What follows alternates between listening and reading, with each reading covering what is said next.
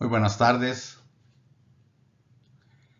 bienvenidos y que Dios los bendiga en este hermoso día. Vamos a hablar de la soberbia. La soberbia es la madre de las maldades porque destruye todo el entorno social o todo nuestro entorno social. Por tal razón, es importante estudiar esto y tratar con mucho cuidado estos temas. Dice el Proverbio 21, verso 24, escarnecedor es el nombre del soberbio y presuntuoso que obra en la insolencia de su presunción.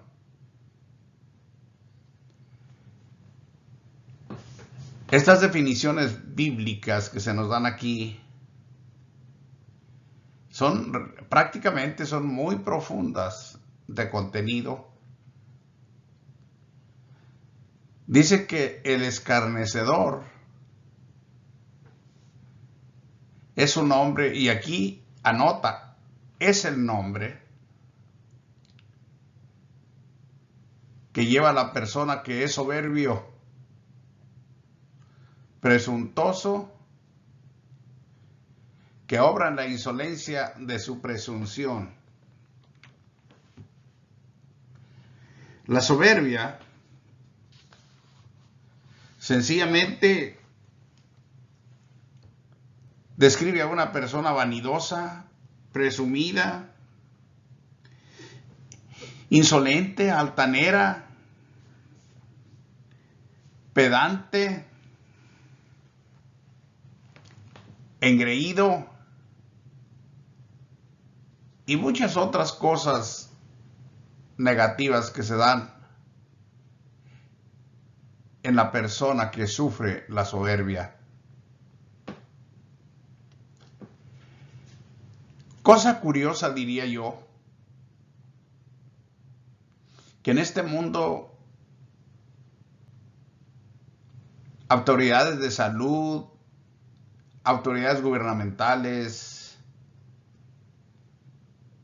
y tantos grupos y tantas instituciones que trabajan arduamente para evitar las enfermedades, para salvaguardar a la sociedad mundial en un estado saludable apropiado. Pero nadie o casi nadie, hasta donde yo sé, se le escucha hablar de combatir la soberbia. Aun cuando la soberbia, como he dicho, es un mal, que de donde podríamos decir nacen muchísimos males. Por eso yo puse es la madre de las maldades. Y digo esto porque la soberbia no solamente es capaz de destruir a la persona de manera individual, sino que destruye grupos enteros. Es más, países enteros. La soberbia es muy dañina, pero nadie hace lo propio para ponerle un hasta aquí. La soberbia como sentimiento de superioridad ha hecho mucho daño a la sociedad mundial a través de los siglos. Esto lo debemos de saber. Mire usted, en los días del Antiguo Testamento, un profeta llamado Abdías escribió por mandato de Dios lo que vamos a leer aquí. En su capítulo 1 es todo lo que hay, verso 3. Y dice así: la soberbia de tu corazón te ha engañado Tú que moras en las hendiduras de las peñas, en tu altísima morada, que dices en tu corazón, ¿quién me derribará a tierra? Si te remontares como el águila, le dice Dios a este reino, y aunque entre las estrellas pusieres tu nido, de ahí te derribaré, dice Jehová. Ahora, permítame explicar un poquito esta escritura. El verso 3. La soberbia de tu corazón te ha engañado. Está hablando de un reino no muy grande que se llama Edom. Edom es Esaú, el hermano primogénito entre él y Jacob, el que salió adelante. Con el tiempo fue llamado Edom, o se le llamó Edom a Esaú. Pero él y Jacob fueron hermanos gemelos. La Biblia dice que Jehová amó a Jacob y a Esaú aborreció. De eso hablaremos en otra ocasión, pero por ahora les diré. Cuando Israel venía de Egipto, en el Éxodo, estando en una región llamada Cades Barnea, mandó embajadores al rey de Edom para pedir permiso de pasar por su territorio. Ahí había un camino real y por ahí quería pasar el pueblo de Israel. Le dijeron que ellos no se iban a desviar ni a izquierda ni a derecha, iban solo a atravesar por el camino, que no iban a tomar nada de ellos y si acaso necesitaban algo de agua, que ellos se la pagarían. Este se negó y no quiso dejarlos pasar. Dieron la vuelta, batallaron bastante, pero bueno, pasaron por otro lado. Pero más tarde, siglos más tarde, cuando Nabucodonosor vino a invadir a Judea, los edomitas, apoyaron a los babilónicos en la destrucción y en el despojo del pueblo de Israel. Por último, les diré acerca de este reino, solamente de manera muy breve. Su ciudad capital de este reino se llamaba Petra. Y esta ciudad estaba establecida cerca del Mar Muerto, no muy cerca, pero por ese rumbo, en una región montañosa. Como que en la parte alta había una especie de planicie y ellos hicieron su ciudad ahí. Entonces, hablando de seguridad, ellos consideraban que eran impenetrables, que no había ejércitos que pudieran llegar a ellos porque, pues antes que alguien subiera a su ciudad, ellos de arriba hacia abajo los destruían.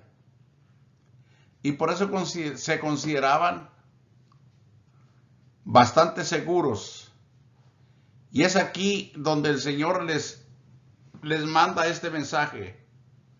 Les dice: la soberbia de tu corazón te ha engañado. Tú que moras en las hendiduras de las peñas, estaba muy difícil para llegar a esa ciudad. En tu altísima morada, le dice, que dices en tu corazón, ¿quién me derribará a tierra?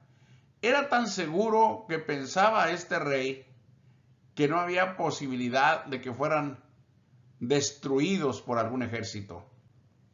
Y el Señor les dice: si te remontares como el águila, y aunque entre las estrellas pusieres tu nido, de ahí te derribaré, dice Jehová. Y ustedes pueden ver Más tarde, en todo el capítulo 49 de Jeremías, otros reinos, como fue Moab y como fue el otro hermano de Moab, que fueron los dos hermanos, los dos hijos de Lot, también sufrieron de la misma enfermedad. Y allí está también otra descripción de lo que pasó con Edom.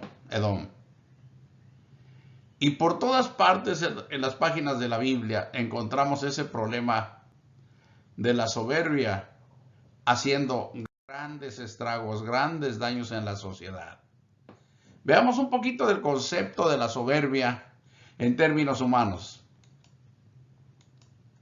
Dice que es un sentimiento de superioridad frente a los demás que provoca un trato distante y despreciativo hacia ellos, hacia los demás. Y en segundo lugar dice también que es rabia o enfado que muestra una persona de manera exagerada ante una contrariedad. Esa es la soberbia. Usa un estado de ánimo muy, pero muy malo, muy negativo. Un sentimiento de superioridad en cuanto a los demás. Y dígame usted, no necesito preguntar. Es más, donde quiera que usted viva ahora, en la ciudad, en la provincia, en el pueblo, en el rancho, donde sea, vea si no hay esta forma de actuar en la sociedad. Todo el mundo quiere ser superior al otro. Y por todas partes es el mismo problema. Y como que a nadie le preocupa por atender estas cosas. Bíblicamente hablando, es una forma de sentirse y creerse superior a los demás. Dice Jeremías 48, algo de lo que yo les mencionaba. Hemos oído la soberbia de Moab, que es uno de los hijos de Lot, que es muy soberbio, arrogante, orgulloso, altivo, altanero de corazón. Todo eso. Yo conozco, dice Jehová, su cólera, pero no tendrá efecto. Sus jactancias no le aprovecharán. También fue destruido. La soberbia es un mal que procede del corazón. Ahí se origina. El Señor dijo en Marcos 7:20, pero decía que lo que del hombre sale, eso contamina al hombre. Porque de dentro del corazón de los hombres salen los malos pensamientos, los adulterios, las fornicaciones, los homicidios. Todos estos males salen de adentro del corazón. Los hurtos, las avaricias, las maldades, el engaño, la lascivia, la envidia, la maledicencia, la soberbia, la insensatez. Todas estas maldades de dentro salen y contaminan al hombre. Por lo tanto, es importantísimo poner primordial atención al corazón, al pensamiento.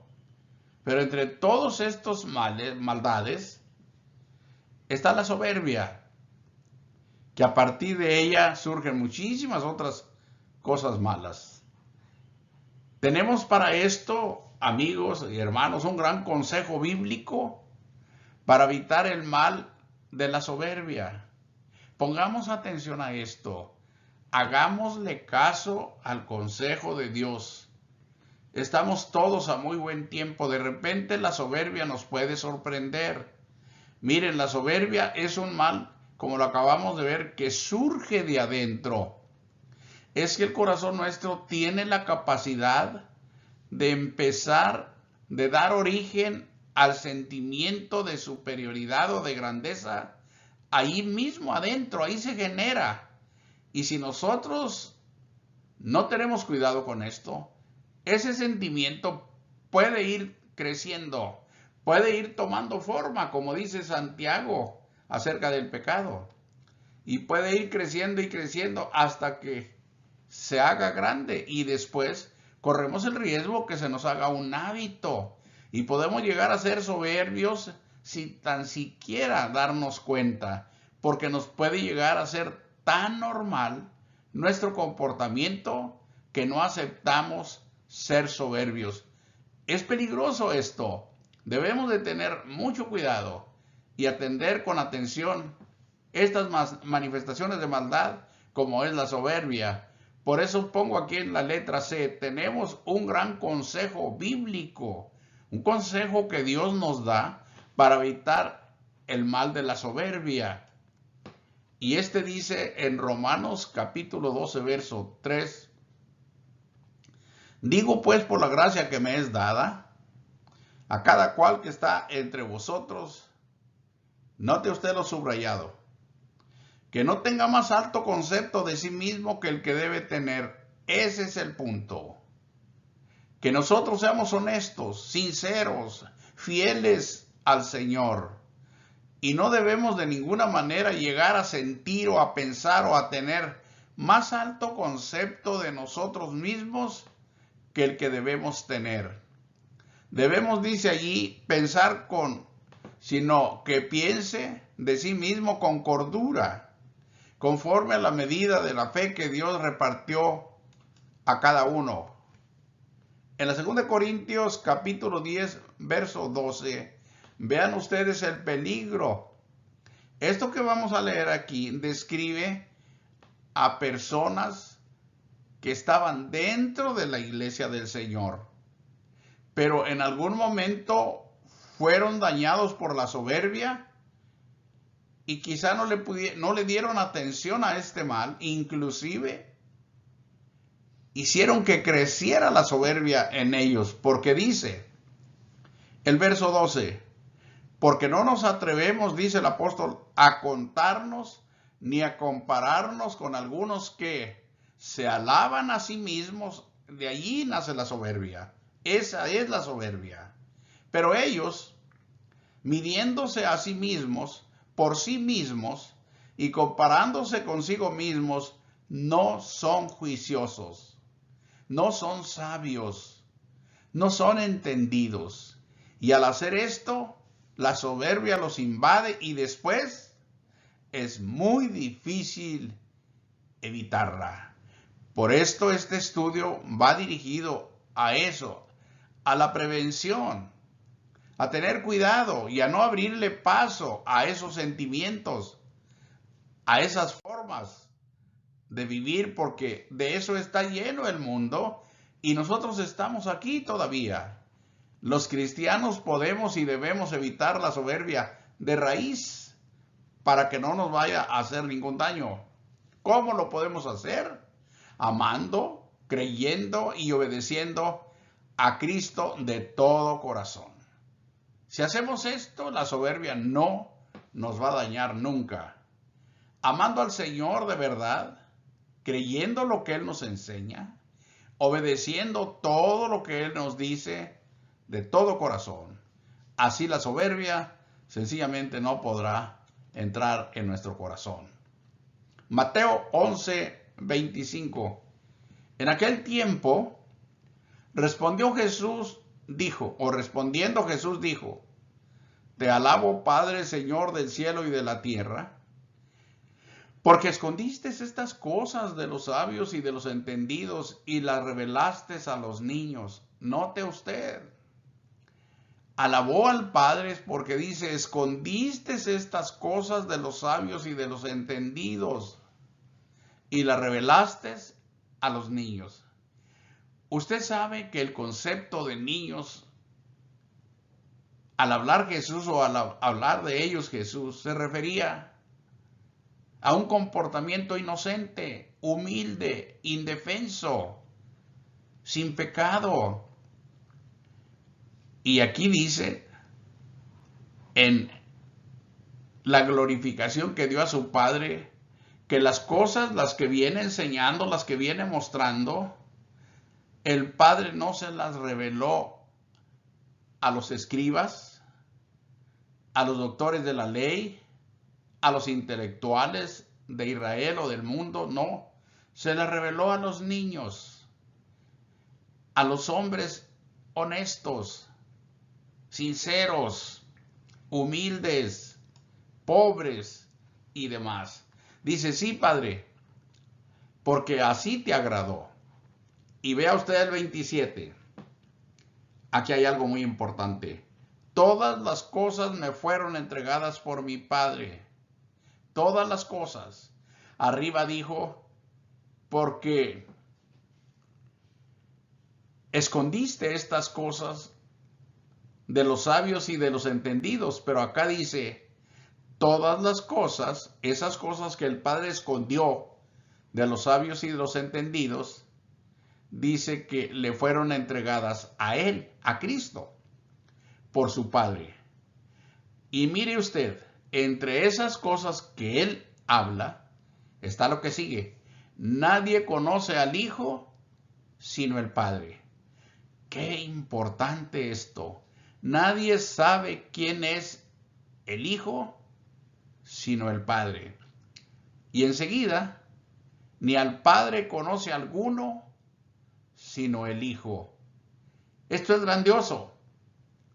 Solo el Hijo sabe o conoce al Padre, y dice, y aquel a quien el Hijo lo quiera revelar. ¿Se acuerdan que yo mencioné hace poco acerca del Evangelio que está oculto, que está encriptado para el mundo y aún para algunos llamados cristianos? Es decir, que está oculto, está escondido.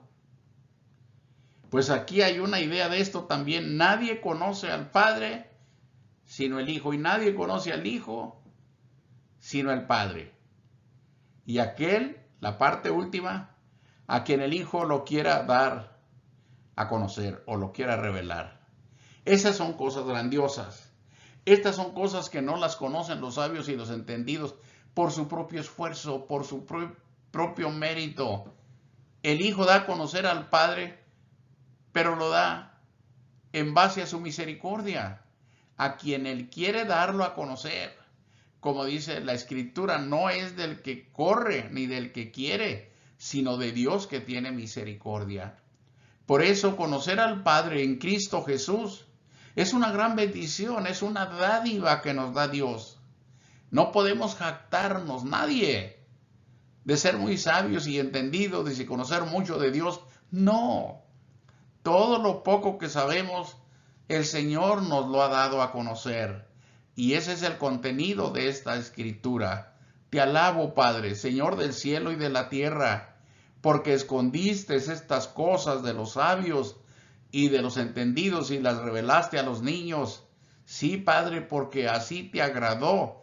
Pero está hablando de adultos, de lo que realmente es la realidad aquí. Adultos, pero es gente sin esa capacidad presuntuosa que hay en la gente que él tenía delante, los doctores de la ley que creían que lo sabían todo. No. Y es aquí donde dice, mire usted, venid a mí todos los que estáis trabajados y cargados, y yo os haré descansar. 29. Llevad mi yugo sobre vosotros y aprended de mí, que soy manso y humilde de corazón, y hallaréis descanso para vuestras almas. En este mundo, usted sabe, es un batallar, es un sufrir tremendo, porque nos ocurren tantas cosas, en diferentes etapas de la vida nos suceden tantas cosas.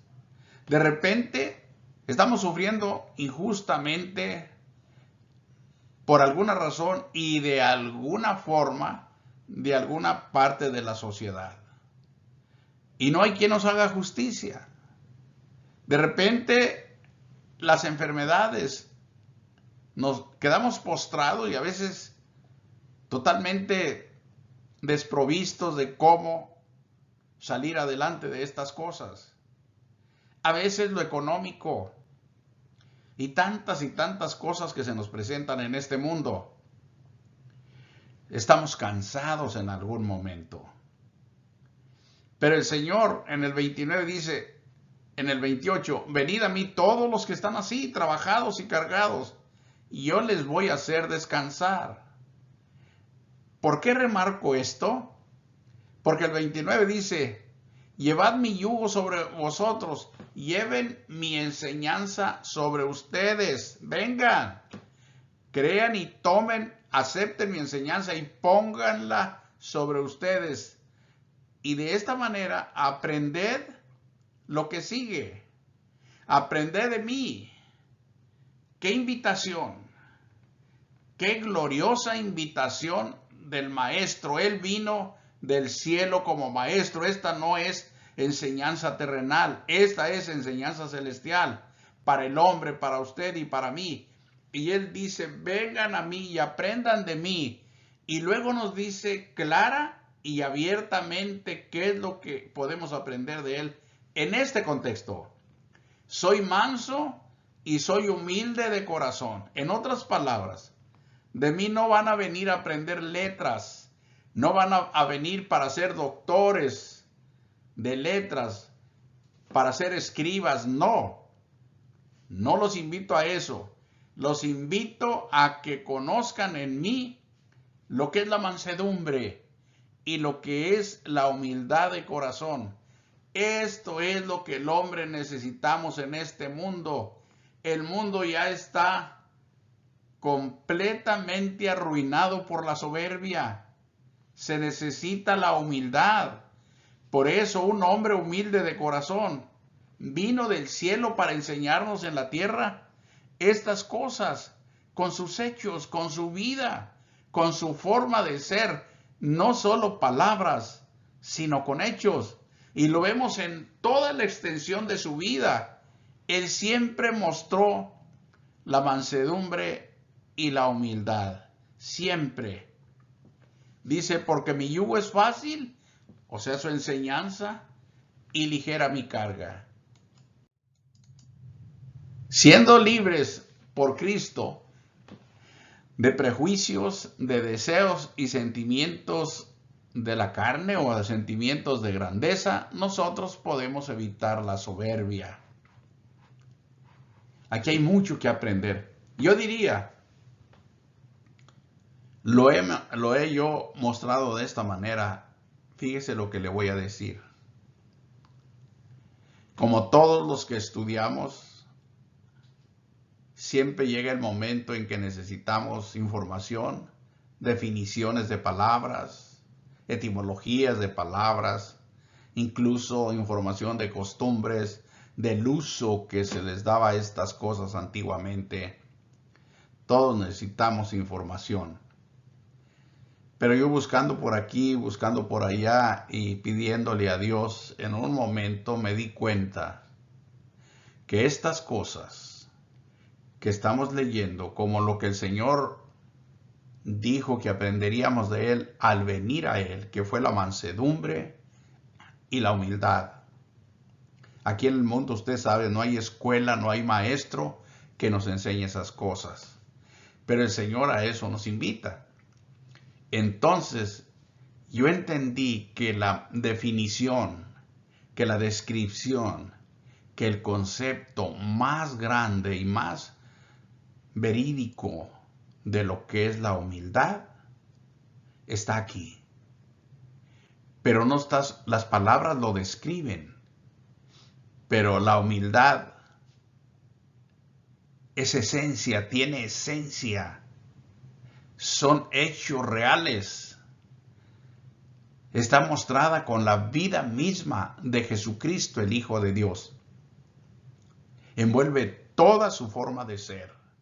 Y es una expresión clara, grande, gloriosa de lo que Él dijo. Yo soy manso y soy humilde de corazón. Vamos a verlo. Dice el capítulo 2 de Filipenses, verso 1. Por tanto, si hay alguna consolación en Cristo, si algún consuelo de amor, si alguna comunión del Espíritu, si algún afecto entrañable, si alguna misericordia, completad mi gozo. Me detengo un poquito. Todos los señalamientos que el apóstol ha hecho. Si hay alguna consolación en Cristo, ¿por qué lo dice? Porque Él Y los hermanos a quien se está dirigiendo saben estas cosas, que en Jesucristo, tanto Pablo como ellos han encontrado una fuente maravillosa de consolación. Si algún consuelo de amor es maravillosamente grande, Jesucristo en darnos consolación, en darnos esta bendición en el momento necesario. Si alguna comunión del Espíritu, solo en Cristo se da la comunión del Espíritu Santo, solo en Jesucristo. Por eso Él les habla en estos términos a los que les está escribiendo esta carta. La congregación en Filipo sabe perfectamente bien lo que Pablo está escribiendo. Si algún afecto entrañable, muchísimo amor fraternal, entrañable en la enseñanza de Jesús, en aquello que dijo: lleven mi yugo sobre vosotros, ligera es mi carga y es fácil de llevar. Si alguna misericordia, todo esto y más hay en la enseñanza de Cristo, en Cristo Jesús. Por eso Pablo dice: completad mi gozo. ¿Cómo? ¿Cómo se puede completar el gozo? Mire, Pablo está en la cárcel en alguna parte ahora, pero los hermanos en Filipo lo recuerdan y les escribe esta carta y lo aman enormemente por el tiempo que convivieron, se conocieron y sufrieron juntos. Ellos lo conocen bien y él a ellos. Y ahora que está lejos y que está preso, les escriben estos términos que estamos leyendo y les dice: completad mi gozo. ¿Cómo? ¿Cómo puede el apóstol estar en la cárcel y bien contento, bien feliz y bien gozoso, sabiendo que todos los hermanos en Filipo están exactamente en el mismo lugar que él, en la misma enseñanza, en el mismo camino? Y por eso dice: sientan lo mismo, lo que Jesucristo nos hace sentir, lo que Jesucristo nos enseña y nos hace tener y vivir. Si el apóstol supiera que andan en pecado, que se han alejado de la enseñanza, que han apostatado, estaría muy triste, estaría sufriendo. A nosotros nos pasa lo mismo. Pero cuando uno sabe que los hermanos están firmes en la fe y que están fielmente haciendo la voluntad de Dios, esto trae mucho gozo, mucha alegría, mucha paz. Bueno, eso es lo que aquí les dice. Y luego les dice: sintiendo lo mismo, teniendo el mismo amor, todos, el mismo amor de Jesucristo, unánimes, no divididos, unánimes, sintiendo una misma cosa. ¡Qué bonito! Pero ahí vamos. Nada hagáis por contienda o por vanagloria, porque ustedes no son soberbios. Solo los soberbios contienden con los demás porque quieren ser mayores todo el tiempo que los demás. Ustedes no. Nada hagan por contienda o por vanagloria. Ustedes no son vanagloriosos, no son orgullosos, no son soberbios. Antes bien con humildad, porque han aprendido mucho de Cristo Jesús. Con humildad, estimando, noten ustedes, estimando cada uno a los demás como superiores a él mismo. Lo contrario a lo que siente el soberbio. El soberbio nunca va a aceptar esto. Siempre se va a creer sentir superior a los demás. Y quienes hemos aprendido de Cristo, quienes seguimos a Cristo fielmente, es deshonroso, es deshonesto seguir una conducta, unos pensamientos, unos sentimientos de vanagloria, unos sentimientos de sentimiento superior hacia los demás. Eso no debe ser. Por eso yo dije, nosotros sí podemos cortar de raíz lo que es la soberbia y no abrirle paso en nuestra vida. El verso 3, aplicarlo es fundamental. Nada hagáis por contienda o por vanagloria. Antes bien con humildad, estimando cada uno a los demás como superiores a él mismo. Esta es mansedumbre Esta es humildad. Esta es la enseñanza de nuestro Maestro. Nadie lo defraudemos, nadie lo deshonremos con conductas realmente extrañas o indeseables. Sigamos sus pisadas, sigamos su enseñanza, no mirando cada cual por lo suyo propio. Qué hermosa enseñanza la del Señor Jesús, sino cada cual también por lo de los otros. Esto es lo que el Señor nos ha enseñado a través de los siglos. Y muchísimas almas, mucha gente ha cambiado. Mucha gente ha arrojado a la basura la soberbia y se ha llenado su corazón de humildad, de la humildad de Cristo. Y dice el 5, haya pues en vosotros este sentir que hubo también en Cristo Jesús, el cual, siendo en forma de Dios, no estimó el ser igual a Dios como cosa a que aferrarse, sino que se despojó a sí mismo, tomando forma de siervo hecho semejante a los hombres, y estando en la condición de hombre, se humilló a sí mismo, haciéndose obediente hasta la muerte y muerte de cruz. ¿Y sabe qué? No hay definición, no hay nada en el mundo, ni que tan siquiera nos sugiera una semejanza a lo que es la humildad comparada con la humildad de Jesús. Él dijo, soy humilde de corazón, y aquí dice que aún siendo Dios, se despojó a sí mismo, no escatimó el ser Dios, se despojó a sí mismo y tomó forma de siervo, y estando en la condición de hombre, dice aquí, se humilló a sí mismo porque Él lo es de corazón, haciéndose obediente hasta la muerte, y muerte vergonzosa, muerte penosa, demasiado vergonzosa, pero además dolorosa, la peor de las muertes, yo creo que hasta el día de hoy. Y esto es lo que el Señor ha hecho.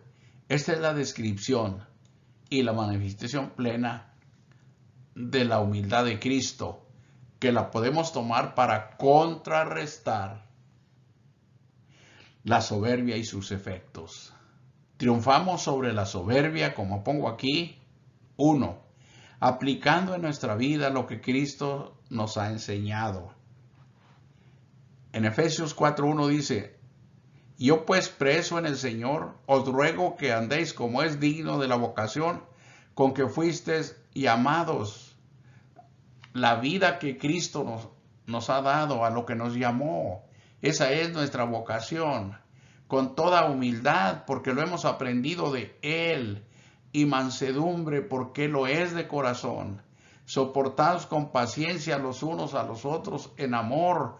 Cuando usted en la congregación o a usted mismo le suceda que siente inconformidad, que siente desprecio hacia otros hermanos, acuérdese de esto. Usted debe ser humilde, debe de ser pasivo, debe de soportar como el Señor nos enseña, con paciencia a los demás, en amor. Es la enseñanza que el Señor nos ha dado, a eso nos ha llamado, a eso nos invitó. También podemos nosotros triunfar sobre la soberbia, permitiendo que el Espíritu Santo nos dirija, pues tenemos una serie de bendiciones que ya se nos han dado. En Santiago 4:5 dice, o pensáis que la Escritura dice en vano, el Espíritu que Él ha hecho morar en nosotros nos anhela celosamente. Nos anhela es que nos cuida, nos prefiere. Está ahí con el celo de Dios, con el cuidado de Dios a nuestro lado. Entonces, siendo el Espíritu Santo nuestro guardador, nuestro guía, nuestro todo, nosotros estaremos siempre exentos de la soberbia.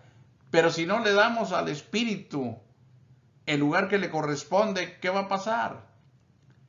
Porque dice aquí el 6, pero Él da mayor gracia. Dios da mayor gracia. Por esto dice, Dios resiste a los soberbios y da gracia a los humildes. A eso vino Jesús. Que no haya más soberbia en las filas de la iglesia del Señor, que no haya soberbios. Algunos cristianos son vencidos por la soberbia, aún con el mandamiento que Dios nos ha dado. Aún con todo, a muchos los vence la soberbia. ¿A qué mandamiento me refiero? Mire usted, en Romanos 12:21, no seáis vencidos de lo malo, sino vence con el bien el mal. Vence con la humildad la soberbia. Vence lo malo con el bien. Y el cristiano es vencido cuando es rebelde e insensible al Espíritu Santo.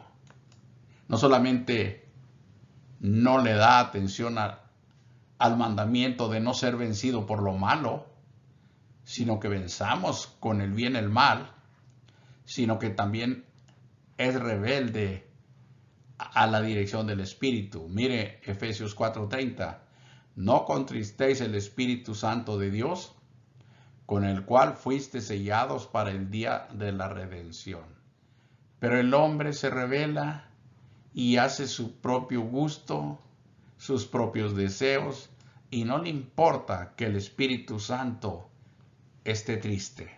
Por eso puse yo en el punto que son vencidos los cristianos en el punto D por la soberbia, aún con el mandamiento de Dios, porque el punto 1 dice, el cristiano es vencido cuando es rebelde e insensible al Espíritu Santo. ¿Por qué tener que hacer sufrir al Espíritu de Dios en nosotros? Si nos anhela con celo de Dios y nos cuida, ¿por qué tenemos nosotros que hacer eso con Él? Quien tal hace es vencido por la soberbia. Punto 2. Cuando el cristiano no perdona, no se arrepiente, no pide perdón y les quita la comunión y la amistad a algunos hermanos, todo esto ocurre en algunos lugares y muchas veces. ¿Por qué? No debe de ser así. Quien tal hace está vencido completamente por la soberbia. Ese es el punto negativo aquí, el punto D. El cristiano es vencido y es arrastrado por la soberbia, por su soberbia, cuando no perdona, cuando no se arrepiente, cuando no pide perdón y cuando quita la comunión y quita la amistad. ¿Sabe qué? No perdonar es una característica clara del soberbio. No arrepentirse es propio del soberbio. El soberbio nunca va a pedir perdón, ni a perdonar, ni a arrepentirse, porque según no tiene de qué. Entonces está incapacitado por la soberbia. La comunión. No tolera. No tiene comunión con aquel, con aquella que no la lleva bien o que no le cae bien. Rompe la amistad, no le importa. Con algunos hermanos. ¡Qué feo! ¿Por qué se tiene que ver esto en las filas del pueblo de Dios ahora? Simplemente porque algunos hacen caso omiso de los mandamientos del Señor y dan más prioridad a los deseos de su carne. En este caso, a la soberbia. Aquí viene un ejemplo de esta gente, mire. En la 3 de Juan, verso 9. Dice el apóstol, yo he escrito a la iglesia, pero Diótrefes, el cual le gusta tener el primer lugar entre ellos, no los recibe. Este estaba arrastrado por la soberbia. Era un hombre soberbio, pero estaba en la iglesia. ¿Y qué es lo que hacía?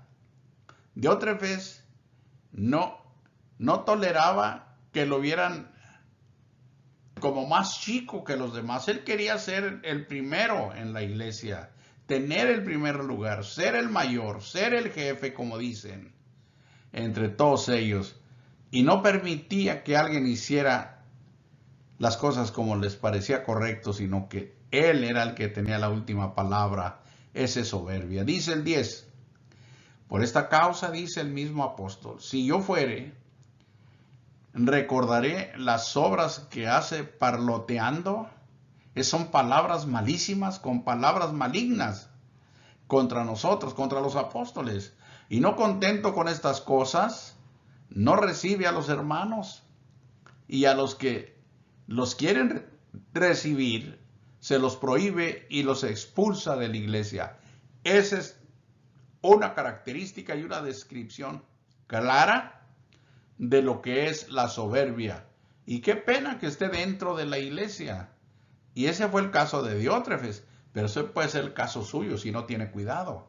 Es importante entonces el análisis interno, reflexionar y ser honestos, sinceros con nosotros mismos y apartarnos de esas cosas.